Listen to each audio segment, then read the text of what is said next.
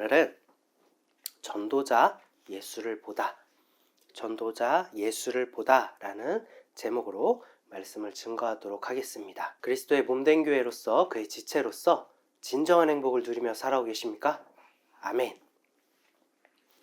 예수님께서 이 땅에 오시고 십자가를 통해 다 이루심은 육신의 일을 위한 일이 아니요 오직 영의 이루심이었습니다.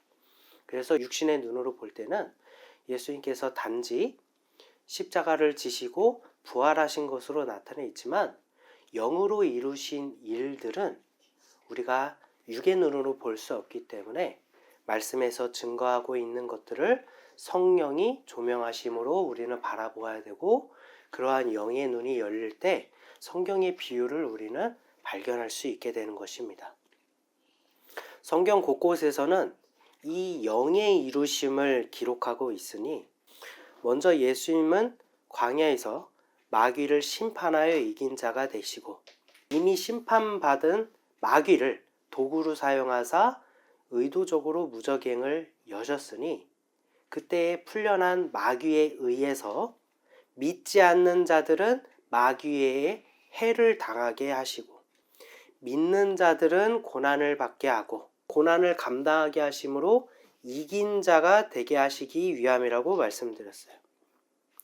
이후 때가 이르자 죄의 삭슨 사망이란 하나님의 법에 의해 예수 그리스도를 믿는 자들, 즉 마귀에 의해서 고난을 받은, 그것을 기록한 게 욥기서라고 말씀드렸죠. 죽지는 못하고 고난을 당하는 믿는 자들과, 그리고 예수 그리스도의 영, 즉 모든 영은 그날에 죽어야만 했습니다. 따라서 믿는 자들, 믿지 않는 자들, 예수 그리스도의 영까지 모든 영은 다 죽어버렸습니다. 하지만 아들은 순종하심으로 성령이 아들을 소생시키셨고, 아들을 믿는 자들은 소생되어진 예수 그리스도가 소생시키셨으니 그것이 바로 구원입니다.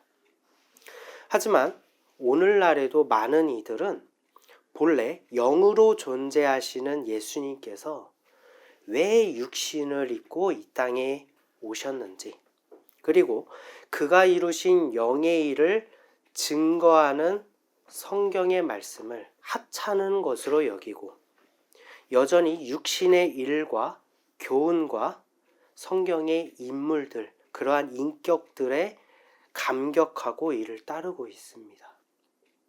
결국 좁은 문으로 향한 듯하나 넓은 문으로 향했던 것입니다. 요한복음에서는 그 문이 누구라고 말하죠? 예수님 자신이라고 얘기하잖아요.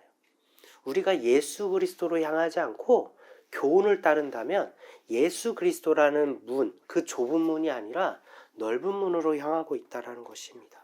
눈과 귀의 즐거운 누룩을 즐거이 여기고 있으며 마음을 완악하게 하여 어느덧 나를 위해 짊어지신 보혈의 십자가를 식상하고 이제는 더 이상 가슴 뛰지 않는 무덤덤한 이야기로 전락시키고 있습니다. 여러분의 마음을 한번 되짚어 보시기 바랍니다. 그 십자가가 여전히 나를 요동치게 만드는가? 그 십자가만 생각하면 내가 아직도 눈물이 나는가? 내가 죄인임을 깨닫는가? 예수 하나로 내가 모든 것이 이제 만족하다고 느끼고 있는가를 여러분 각자가 한번 되짚어 보시기 바랍니다. 아주 멀리 오신 분들도 있고, 다시 돌아갈 수 있다라고 여기신 분들도 계시고, 지금 그 사랑에 흠뻑 젖어 계시는 분들도 있겠지만, 영원히 변하지 않는 것, 아무리 여러분이 멀리 왔다고 할지라도 여러분이 예수 그리스도를 부르신다면 예수님은 여러분을 외면하지 않으신다는 거예요. 늦은 때는 없습니다. 멀리 온 때는 없습니다. 지금 이 순간 여러분이 예수의 이름을 부르짖는 것이 가장 중요한 줄로 믿습니다. 전도서도 마찬가지로 오늘 오직 영을 이루신 예수 그리스도와 다 이루신 그날의 마지막 그날의 영적인 일을 증거하고 있지만, 많은 이들 역시 전도서가 인생이 부질없다, 인생의 어떠한 교훈을 기록한 것으로 오해하고 오랜 시간 말씀을 변개해 왔습니다. 우리는 지금이라도 다시 예수로 시작하고 예수로 돌아가야만 합니다. 그가 이루신 이 영적인 일이 무엇인지 여러분이 깨달으신다면 전도서 한 절 한 절의 의미가 어떤 삶의 교훈이 되는 경구의 표현이 아니라 그것을 넘어서 전도서 전체가 그리고 성경 전체가 오직 예수를 증거하고 있다는 사실을 깨닫게 되실 거예요. 너무나도 치밀하게 모든 성경이 다 짜임새가 예수로 그 키 하나로 다 열어진다라는 것입니다. 말씀을 잘 살펴보면서 오직 한 분이신 예수 그리스도를 발견하는 은혜가 오늘 이 시간 우리에게 넘치기를 소망합니다. 오늘 본문의 말씀 전도서 6장 1절에서 2절입니다. 제가 봉독하겠습니다. 내가 해 아래에서 한 가지 불행한 일이 있는 것을 보았나니 이는 사람의 마음을 무겁게 하는 것이라. 어떤 사람은 그의 영혼이 바라는 모든 소원에 부족함이 없어 재물과 부유와 존귀를 하나님께 받았으나 하나님께서 그가 그것을 누리도록 허락하지 아니하셨으므로 다른 사람이 누리나니 이것도 헛되어 악한 병이로다.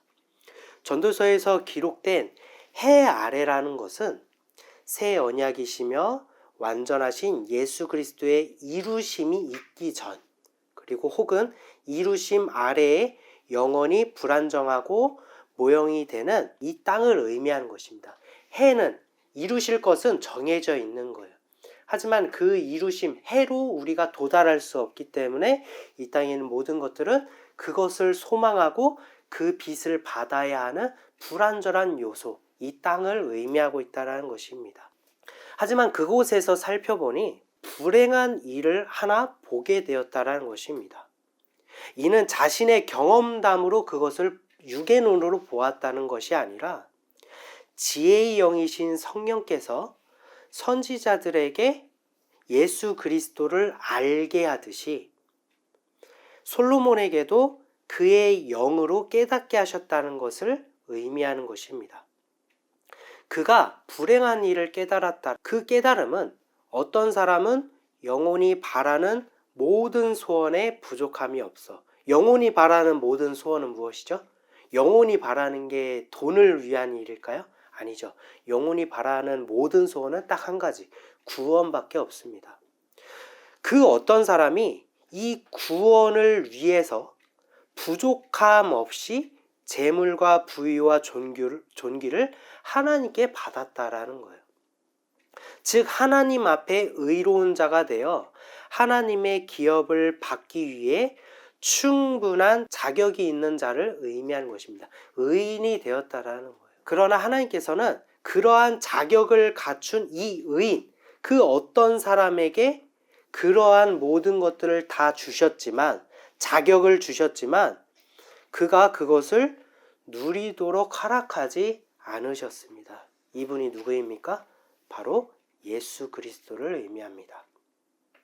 예수님께서는 분명 조금도 부족함이 없는 의로운 분이시지만 하나님께서는 구원받을 자격 없는 우리의 모든 죄를 자격 있는 예수님께 짊어지게 하시고 자격 없는 우리에게 그 구원을 주셨다라는 거예요. 우리가 생각할 때에도 정의와 공정함으로 바라본다면 이것은 너무 말도 안 되는 일이죠. 여러분께서 열심히 번 돈을 판사가 그 돈을 갖고 평생을 한량처럼 살아온 사람에게 다 줘라고 하면 그것이 정당한 판결이겠습니까? 정당한 판결이 아니잖아요. 너무나도 억울한 일 아니겠습니까? 솔로몬의 관점에서도 예수님의 희생은 정말 말도 안 되는 일이니 그래서 헛되고 악한 병 같은 일이다 라고 증거하고 있는 것입니다. 하지만 사람들은 죄악에 빠져서 예수의 공로로 값없이 은혜를 누리는 것, 그것을 언약하실 것을 감사하지 못하고 알지도 못하고 깨닫지도 못하고 무지한 상태에 머무릅니다. 즉, 새 언약에 무지하거나 그것을 저버린 자들을 의미하며 전도서는 이런 자들에 대해서 이렇게 증거합니다. 3절에서 6절입니다. 사람이 비록 100명의 자녀를 낳고 또 장수하여 사는 날이 많을지라도 그의 영혼은 그러한 행복으로 만족하지 못하고 또 그가 안장되지 못하면 나는 이르기를 낙태된 자가 그보다는 낫다 하나니 낙태된 자는 헛되이 왔다가 어두운 중에 가매 그의 이름이 어둠에 덮이니 햇빛도 보지 못하고 또 그것을 알지도 못하나 이가 그보다 더 평안함이라. 그가 비록 천년의 갑절을 산다고 할지라도 행복을 보지 못하면 마침내 다 한 곳으로 돌아가는 것뿐이 아니냐. 하나님께서는 모든 축복을 그에게 주신다고 할지라도 모든 사람에게 새 언약이신 예수 그리스도는 모두에게 다 기회로 주셨어요. 하지만 그것을 알지 못하는 자들은 안장되는 것, 즉 평안한 죽음을 맞이하지 못한다라는 것입니다. 그럴 바에는 오히려 낙태된 자가 그보다 낫다라고 전도자는 증거합니다. 평안한 죽음은 무엇입니까? 그것은 바로 내 영혼이 우리의 죽음 이후에 내 영혼을 반드시 구원하실 구원자가 있는 죽음을 의미합니다. 내 영혼이 반드시 소생되어질 거라는 것을 안다면, 구원받을 것을 안다면 우리의 죽음은 평안한 죽음일 거예요. 하지만 그 구원자가 없다라면 그 불안한 마음, 내 영혼이 정말 구원받을까? 내 영혼이 정말 짐승의 죽음과 다를 바 없는 죽음이 아니라 하나님 나라에 갈 수 있는 그런 죽음을 맞을 수 있을까? 라고 불안에 떠는 그런 죽음을 맞이하게 될 것입니다. 무엇이 없기 때문에요? 구원자, 즉 예수 그리스도가 없기 때문에. 인생의 모든 영광을 누릴지라도 구원이 없는 죽음은 결국 한 곳, 그곳이 어디죠? 지옥의 불못의 형벌이 기다리고 있다는 것입니다. 그 형벌이 얼마나 끔찍하고 무서운지 우리는 상상조차 할 수 없을 것입니다. 하지만 성령으로 이를 깨달은 전도자는 차라리 지옥의 불못, 그 형벌을 받을 바에는 선과 악, 죄와 구원 자체를 모르고 무관한 아예 땅으로 돌아갈 짐승의 죽음, 즉 존재 자체가 없는 낙태된 영혼이 그보다는 낫다라고 증거하고 있습니다. 지옥의 형벌이 이렇게 무섭다라는 거예요. 여러분이 오늘 지금 이 순간 지옥의 형벌을 받을 수 있다라는 것을 생각하며 살아오고 계십니까? 예수 그리스도의 영이 없는 자들은 예수님과 아무 상관이 없습니다. 그렇다면 내가 지옥의 형벌을 면하기 위해서 지금 바로 이 순간 내 안에 그리스도의 영이 함께 계셔야 하는데 여러분은 지금 그리스도의 영이 여러분 안에 함께하고 계시는지 한번 생각해 보시기 바랍니다. 6장 7절입니다. 사람의 수고는 다 자기의 입을 위함이나 그 식욕은 채울 수 없느니라. 오직 예수 그리스도의 은혜일 뿐입니다. 사람의 의와 노력은 한 줌 먼지에 불과하며 우리가 아무리 잘났다고 할지라도 우리가 아무리 선을 행한다 할지라도 결국 이 육신에 갇혀져 있는 한 결국 우리의 한계는 육신의 정욕을 따르며 입을 즐겁게 할 죄악을 되풀이할 뿐입니다. 식욕을 채울 수 없을 뿐인 것입니다. 8절에서 9절입니다. 지혜가 우매자보다 나은 것이 무엇이냐? 살아있는 자들 앞에서 행할 줄 아는 가난한 자에게는 무슨 유익인가? 예수님께는 유익이 없다라는 거예요. 눈으로 보는 것이 마음으로 공상하는 것보다 나으나 이것도 헛되어 바람을 잡는 것이로다. 지혜자가 우매자보다 나은 것은 무엇이냐라고 기록한 것은 가장 큰 환난의 날, 예수님을 믿는 자나 예수님을 믿지 않는 자나 그날에는 모든 영이 죽음을 맞이하게 됨을 의미합니다. 살아있는 자들 앞에서 행할 줄 아는 가난한 자에게 무슨 유익이 있냐라는 것은 예수님께서 지신 십자가는 자기의 덕을 위한 것이 아니라 자격 없는 우리를 위한 교회의 덕을 세우셨다라는 것을 의미하는 거예요. 우리에겐 유익이지만 예수님은 형벌을 받아야 하기 때문에 예수님께는 유익이 아닌 것입니다. 따라서 이 영적인 일에 대하여 성령이 깨닫게 하심으로 혹은 구원자가 오시고 이루심을 직접 눈으로 보는 것이, 이러한 일을 직접 눈으로, 영의 눈으로 목도하는 것이 오랜 기간 동안 인내하며 이럴까 저럴까, 구원을 받을까, 메시아가 올까, 구원자가 임할까, 그때가 언제일까 라면서 꿈꾸고 공상하는 자들보다 더 낫다라고 증거하고 있는 것입니다. 아주 오래전의 사람이지만 솔로몬이 예수 그리스도를 깨달을 수 있었던 건 무엇이죠? 앞전에서 6장 1절에서 내가 보았다라고 하잖아요. 무엇으로 본 겁니까? 영으로 본 거잖아요. 그 영으로 보게 하신 것이 누구십니까? 성령이잖아요. 성령을 받은 자들은 볼 수 있는 거예요. 하지만 성령이 없는 자들은 마음으로 공상할 뿐이라는 것입니다. 그래서 눈으로 보는 자가 더 낫다라고 증거하고 있는 것입니다. 결국 우리는 구원자가 필요하고 구원을 이루실 분은 예수 그리스도 한 분밖에 없다라는 사실은 변치 않기 때문에 모든 자의 죽음은 일반일 뿐이고 그것을 보고 사모하는 자가 더 복되다라고 증거하고 있는 거예요.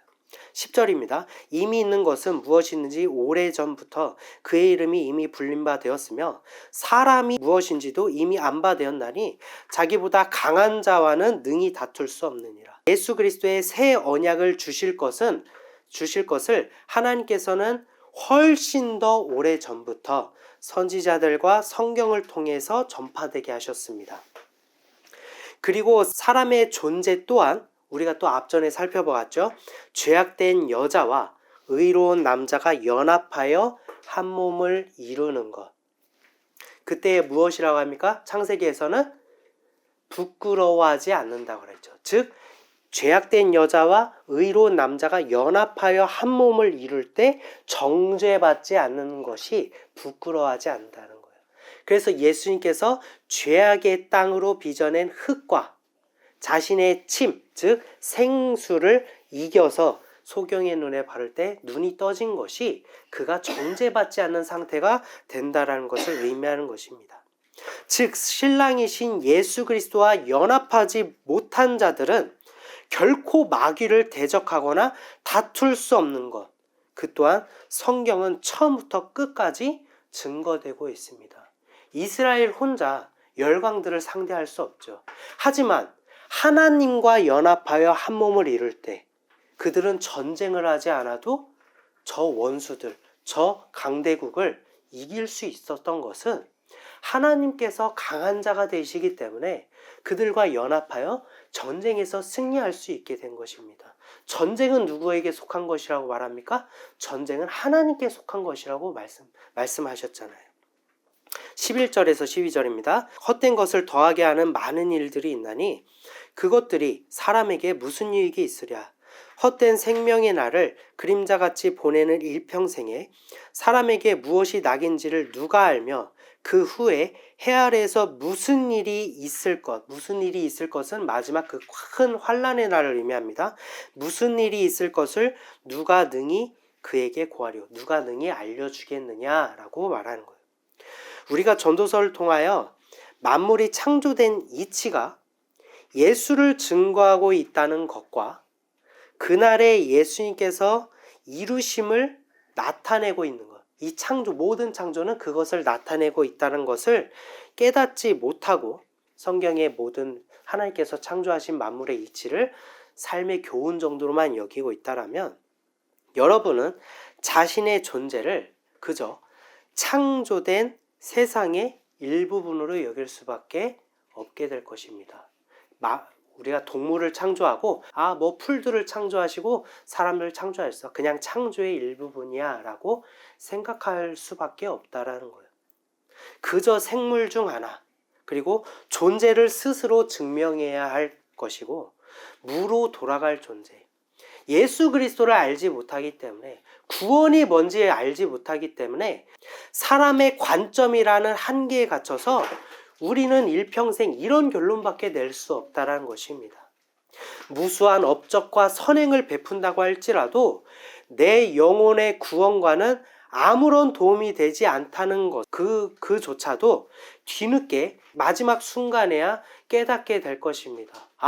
이 죽음 앞에 아무런 의미가 없구나. 하지만 그때라면 너무 늦습니다. 예수가 짊어지신 보혈의 십자가가 내 안에 가득 채워지지 않는다면, 그리스도의 영이 내 안에 없다면 그 마지막에는 그 누구도 지옥의 형벌을 피해갈 수 없습니다. 저와 여러분이 이미 영혼이 죽어있는 상태라고 말씀드렸잖아요. 이 죽어있는 영혼에, 이 마른 뼈에 성령, 그리스도의 영이 나에게 오셔서 나를 인치시고 살리시고 일으켜 세워야 하는 것이 지금 여러분이 육신에 갇혀있는 이 순간에 그 일이, 그 인치심과 그 소생이 이루어져야 되는데, 여러분의 육신이 다하는 그 순간에 이것을 이루지 못한다라면 여러분은 둘째 사망을 맞이하게 된다라는 거예요. 여러분에게 시간이 많지 않다라는 것입니다. 하지만 그를 믿고 구하는 자들에게는 인생의 해석 자체가 달라지게 됩니다. 구원으로 존재하신 하나님께서 바로 저와 여러분을 위하여 그 구원을 이루시기 위해, 구원으로 존재하시는 분이 구원을 이루시기 위하여 만물을 창조하셨으니 이 만물에 구원을 담으셨습니다. 그리고 만물의 이치가 때로는 우리가 그것을, 만물의 이치를 전부로 여긴다라면 이 만물의 이치는 우리를 미혹하는 존재가 되기도 하지만, 창조 목적 자체가 우리의 구원임을 깨닫게 된다면 만물의 이치는 곧 예수 그리스도를 증거하게 됩니다. 그래서 우리가 인생을 살아가면서 내가 자식이었지만 자녀를 낳고 보니 하나님의 사랑을 깨달았어. 나를 위해서, 나를 자녀 삼으신 하나님께서 나를 너무나도 사랑하셔서 내가 내 자식을 위해서 목숨을 버리듯이 하나님께서, 그 영이신 하나님께서 육신을 입고 나를 위해 십자가를 지신 거구나. 이 만물의 이치를 통해서 그 구원을 깨달을 수 있게 된다라는 거예요. 우리가 이 사실을 깨닫는다면 세상을 전부로 여기지 않습니다. 더 이상 이 세상은 나에게 전부가 아니에요. 세상에 매몰되지 않습니다. 세상 너머에 계신, 그것을 창조하시고 참 구원자이신 예수 그리스도를 바라보고 소망하게 되는 것입니다. 이 세상은 지나가는 것이고 우리의 최종 목적지는 세상이 아니라 예수 그리스도가 된다라는 것입니다. 이 작은 깨달음의 차이가 세상을 살아갈 복된 길을 제시하게 됩니다. 깨닫게 하시는 분은 성령이시요 복된 길도 또한 성령이시니, 성령은 단지 우리를 도우시는 영이 아니라 천지 만물을 지으신 하나님이시며 우리를 위해 십자가를 짊어지시고 부활하신 예수님이시며 영원히 우리와 함께 하시겠다 약속하신 그리스도가 영으로서 여러분에게, 각 사람에게 재림하시는 예수님이 되시는 것입니다. 사도행전 1장 9절에서 11절입니다. 이 말씀을 마치시고 그들이 보는데 올려져 가시니 구름이 그를 가리어 보이지 않게 하더라. 올라가실 때에 제자들이 자세히 하늘을 쳐다보고 있는데 흰 옷 입은 두 사람이 그들 곁에 서서 이르되 갈릴리 사람들아 어찌하여 서서 하늘을 바라보느냐. 너희 가운데서 하늘로 올려지신 이 예수는 하늘로 가심을 본 그대로 오시리라 하였느니라. 구름에 가려졌다라는 것은 성령이 되심으로 육신이 영이 되어서, 다시 영이 되어서 우리의 육신의 눈으로는 볼 수 없게 된다라는 것을 의미합니다. 그래서 구름에 가려진 거예요. 그때의 제자들 또한 육신의 눈으로 다시 오실 구원자를 보기 위한 하늘을 바라보았다라는 거예요. 그때 천사들은 말했습니다. 뭐라고 했습니까? 어찌하여 하늘을 바라보느냐, 하늘을 쳐다보느냐. 저도 이 자리에서 여러분께 선포합니다. 어찌하여 이 세상이라는 수단을 바라보고 계십니까? 어찌하여 이 세상이라는 모형을 바라보고 계십니까?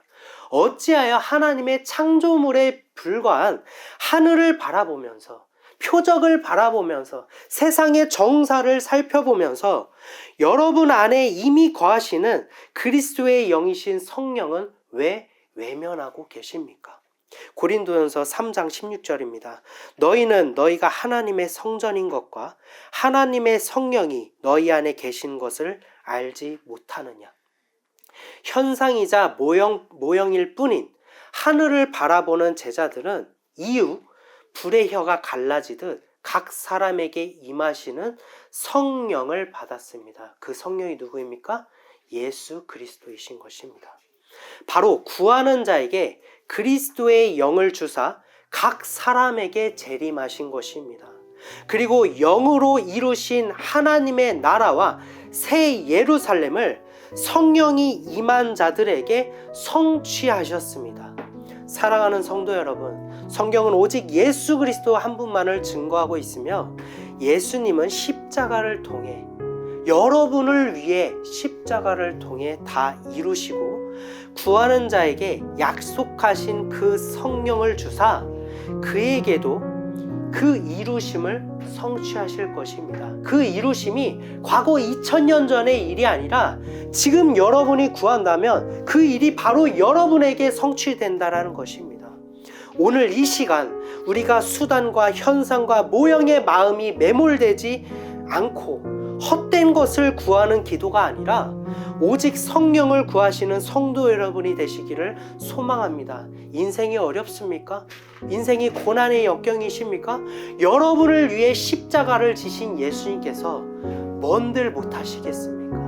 여러분을 위해 자기 생명을 내어주신 분께서 여러분을 이 어려운 고난 가운데서도 내버려 두시겠습니까? 여러분의 영과 육 모든 것을 짊어지시고 책임져 주실 분은 우리의 머리가 아니라 우리의 의가 아니라 바로 성령이심을 인정하면서 날마다 이 고난과 역경을 싸워서 여러분 또한 이긴 자가 되어 이스라엘 백성이 가나안을 정복하듯 그 믿음으로 여러분 또한 이긴 자가 되시는 성도 여러분이 되시기를 소망합니다.